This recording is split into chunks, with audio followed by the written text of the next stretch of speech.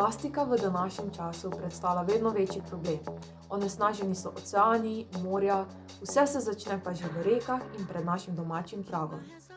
Projekt Pirati plastike je evropski mednarodni projekt, v katerega so vključene Nemčija, Portugalska in pa tudi Slovenija in je potekal v letih 2020 in 2021.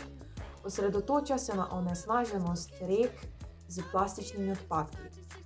Lani smo se odločili temu projektu pridružiti tudi dijaki Gimnazije Celje Center, ki smo tako pod mentorstvom gospe Bernarde Špegl-Berdič tudi sami postali raziskovalci in opazovalci onesnaženosti reke Savinje.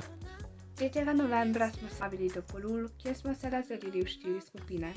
Skupina A je zbirala odpadke na rečni brežini, skupina B na obrežju reke, skupina C plavajoče odpadke, skupina D pa je oblikovala poročilo.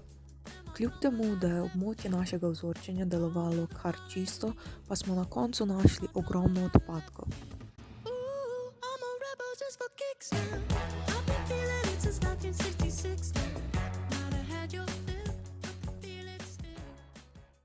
Ali se ti zdi reka Savinja umazana? Ja, Savinja ima veliko odpadkov, pač to je bilo pričakovano. Drugače pa v bistvu predvsem je veliko plastike.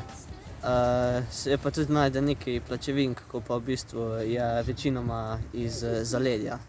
Katerih odpadkov je največ?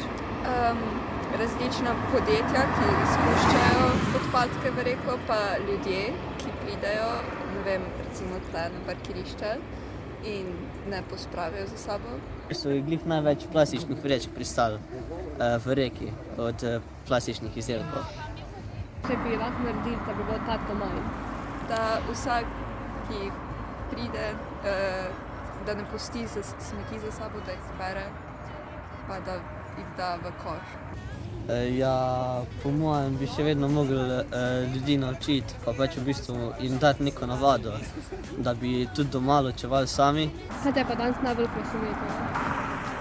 Da je bilo veliko večjih odpadkov, da ni bilo samo nekih majhnih, da tudi ljudje puščajo pločevinke pa te stvari. Ja, najbolj me je presenetilo, ko sem našel tenis žogico v reki, pa organske odpadke.